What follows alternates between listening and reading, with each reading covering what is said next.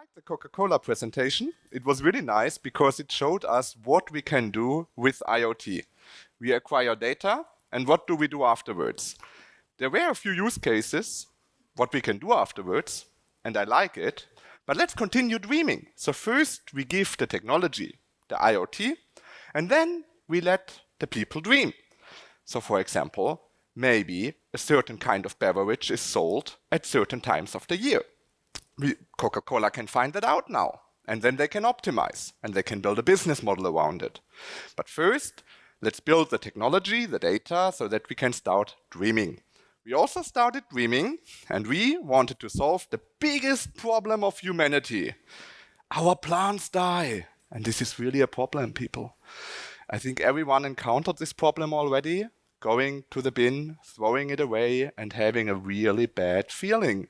And you are not alone. Similar to Coca-Cola, we have an IoT device, which is measuring data. You put it in the plant at your home. The nice thing is, ours is a little bit smaller than Coca-Cola vending machines. So therefore, I thought I will hand it around. I have 2 pieces of them. We have a half an hour. You have time to look at it, and you have time to give it to the next table. Coming back to our sensor, it's quite easy to understand what it is there for. Measuring the data of your plant at home, getting information what's going on, and telling you what you can do in order to nurture it and let it survive. We are doing this since 3.5 years in Berlin. We are a Berlin-based startup. Startup is this hip, cool new thing which has a lot of money and can do a lot of experiments. We have a 16-people team, all kind of developers from app development, back-end, front-end, measurement, hardware development. Sell it since 7 months. You can all go online and go, purchase it, not on Amazon, then we lose a few percentage, go to our website. But all in all, I would like to talk today about how we structured the team. Not sure, I mean, take the nuggets out however it makes sense, and I will make the presentation also a little bit shorter so that we have time to ask questions. Because to be honest, you are all from the corporate world as far as I understood it. And to be really honest, this is so... In startups, we have our challenges, financial challenges, structural challenges, experimental challenges. But on the other hand, we have very little systems from the past, structures from the past. And it is so easy for me to say, let's start dreaming, because honestly, when you start on a blank page, dreaming is quite easy. And therefore, I don't want to stand here and say now, look, that's how we did it and it is so nice and that's how it works, because it makes no sense in some scenarios when you don't start in the simulus scenario, as we were lucky to do. On the other hand, I would like to go a little bit into detail what we do. I like to go into detail how we started dreaming, and I'm happy when we talk afterwards and when we have a discussion, because definitely we can help each other. But I will come later to that. The mission is to let plants live longer. Helping you to understand the plant, helping the people at home to understand their houseplants better. This will get more complicated with the time, because we will have a new law in place soon, which is prohibiting to have torf. What is the English word of torf? Who knows? Say it again. Peat, thank you, in the soil. Peat is not so good for the environment to take it out of the soil. On the other hand, it makes the gardening at home much easier. When this new regulation is in place, it will be much more complicated at home, because what do we tend to do? We tend to forget our plant for 2 weeks, and then we make it good again, and we do in 3 days the water of the 2 or 3 weeks. Not really ideal, to be honest, but the peak is helping us to compensate that a little bit. When it's out, it will be even more complicated. And then we come to precision gardening. That means at the right time, we are telling the person, now it's time to give water, now it's time to change the soil, now it's time to move it to another place. So we are talking much more about giving the plant a voice, letting the plant speak to you. And we can say the same to a Coca-Cola machine, giving the Coca-Cola machine a voice, letting it speak to the owner of it so that he knows what kind of product he should put in order to sell. We do that because the gardening gets more and more interesting. So we have growth in gardening at home, especially with COVID, especially with sitting at home. And to be really honest, please think about when you are at home in your apartment and you make home office and you have a plant in a corner, and then try to get this feeling. And this is where we are going to more and more as a society, either in our offices or at our homes. The green does something with us. I mean, I was walking today through the forest to here because there's really a nice half-an-hour walk from the metro station to here. And it is just wonderful if you walk through a forest before a conference. But sadly, we are not always having a half-an-hour forest walk before our day starts, but we can have a plant at home which gives us something. It doesn't matter what it gives us, and we don't have to understand everything, but we can try to listen to our feelings and appreciate that. And it's not easy. to measure the soil parameters, to get the information what the plant needs. There is not a lot out there. In the industry, we know a lot about how to let a plant grow very fast during the production. But as soon as it's at our homes, there is nearly no data available. Because we didn't wanted to develop this device at the first place. We thought it could be also possible to do it just with the phones, to do it with our technology, which we already have. But there is nearly no data from homes and how plants mature and grow and how old do they get. Similar to Coca-Cola. I only take Coca-Cola because it was the first talk. But similar, when we don't have data available, it is really tough to make decisions. And that's why we needed to start acquiring data. We have now 7,000 sensors in the market, started selling half a year ago, and we learn every day more about the data and about what people do at their homes.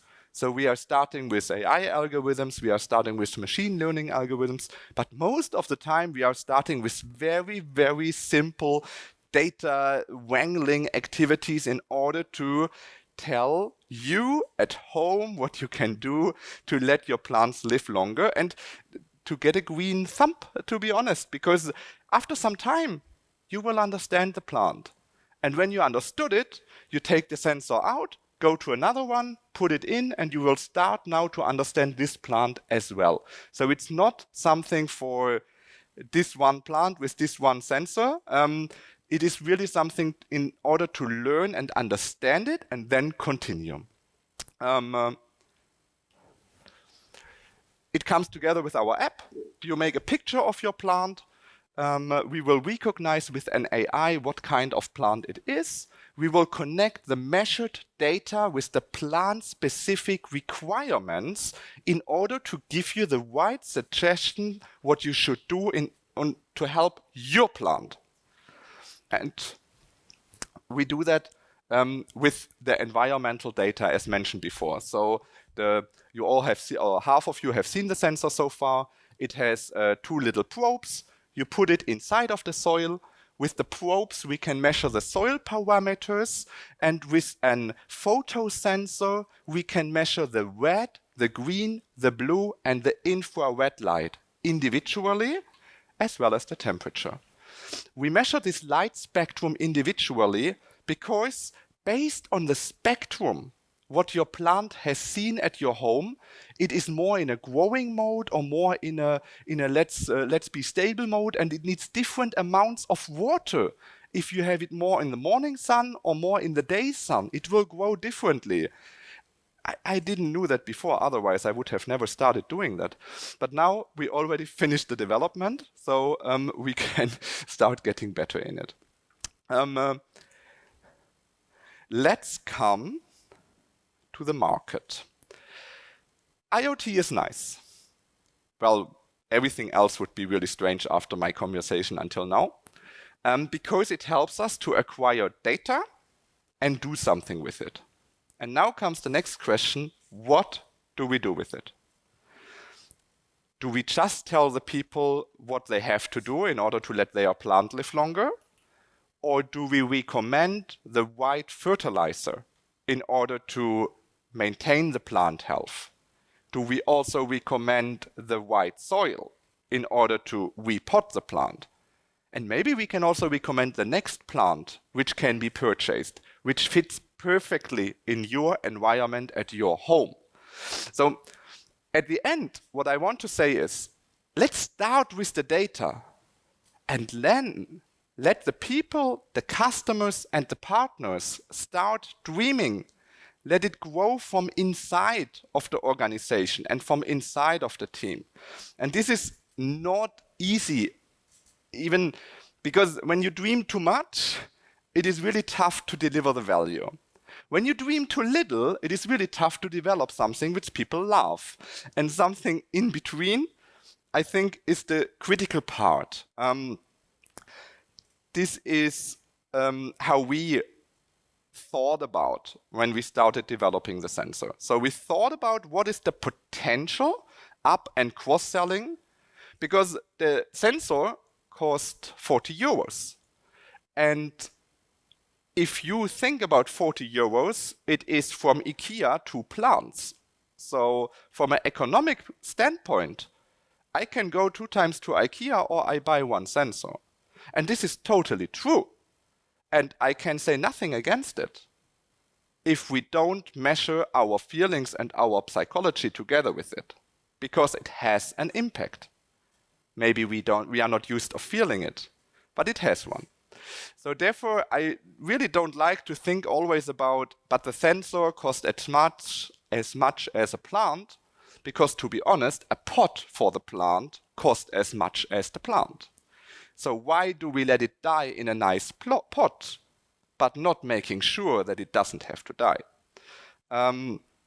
We are working on the up and cross-selling, and this is currently also quite challenging, because it is one thing to deliver the technical skill, like here you should give water, here you should change the soil. And it's another thing to switch now and have all the monetization inside of the app, and you can buy this product. And we would recommend that you buy this fertilizer from us. So this is currently something which is ongoing in our company and which we are doing. And I could imagine that this is one of the challenges which a lot of us is facing, because after the technology comes the scaling and the further development on the financial point of view. We do that with a fair amount of dreaming and a fair amount of realism, and always try to find a balance in between. And good partners in order to continue, or order to scale it. And this is called venture clienting. So established companies cooperate with startups. That means we in the startup, we are good in dreaming big and sometimes too big. And the solution is not to take a hammer and say, stop dreaming, because we really need this kind of spirit. And sometimes it is not so, it might sound a little bit strange when we didn't see it so far, but it is so vital in order to generate innovation. And we need to try things and we need to fail, because 95% we fail, but 5% we tried something totally new which never ever someone imagined. Airbnb started to put air mattresses and advertised it to let people sleep on an air mattress at your home. It's the most stupid idea I ever heard. But actually the company is quite successful, and it is a very nice idea when we think about it in the bigger approach. And we tend to forget that there is always a pivot. So only because we started with an air mattress doesn't have that the company has to die with the air mattress. We can pivot the business model and we can change it. And we should not think through everything until the end, because on the journey, we will find directions when we are flexible enough. And where do we get this flexibility from? This is really the point which I would like to emphasize. So coming back to venture clienting, that means startups work together with corporates, bigger companies, help to innovate ideas, help to work together. So for example, we are in the home gardening sector, and we are looking for soil manufacturers or fertilizer manufacturers or similar, because then we bring a competence. We have IoT competence, we have a B2C competence, which is really not so easy to maintain and to build. And we know how to advertise so that people understand the value and purchase it. On the other hand, the venture has a long history of experience, has maybe a product range or a skill or companies all over the world. And together, we can bring this innovation in the market. But we need to be open for it. This is all in all what we do and how we started. So now we go a little bit to the cross-functional team. And this is, I could imagine that our startup is a little bit with our 12 engineers to a department. But of course, you have much more departments than we have in a single startup. And therefore, for us, we noticed experience is completely lacking in our company, because most of the employees have no experience. They come from the university. They maybe had 2 years of experience before in developing IoT, in developing hardware. And that is, on the one hand, amazing, because the people dream. The people dream very wide and open. On the other hand, it is so important to give also structure and guidance. And this is what my co-founder and I unite together. I need to reduce a little bit more my pushing, because I'm a lot from the corporate industry. I was working for many years for a big AI firm which was selling services and solutions to corporates. Data mesh I heard before, and it was also in this way. And therefore, sometimes when I'm in my own company, I really have challenges to see that and say, like, that's how it is. It is not all about productivity.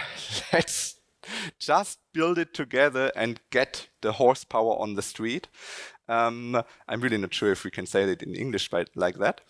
But so this was, for me, the biggest challenge, to really accept not so much effectiveness from time to time, and to understand that only when we dream, when we allow space for dreaming, we have the potential to use the technology which we develop together and also capture the benefit from the customer. So this is from my perspective. I would say that is enough about FYTA, the IoT plant sensor from your home. I would like to use the time for questions in general, for filling up our coffees, because it is really early in the morning and we need some fertilizer. And if anyone has an idea, I mean, if anyone likes to dream, just come to me, let's speak together and let's see what we can do together, or tell me whatever you think, because honestly, so often the solution is in our heads, but we mislearned to speak it out. So today, we together go back to speaking out, and you can tell me whatever you think so that we can get better together. Thank you very much for your time.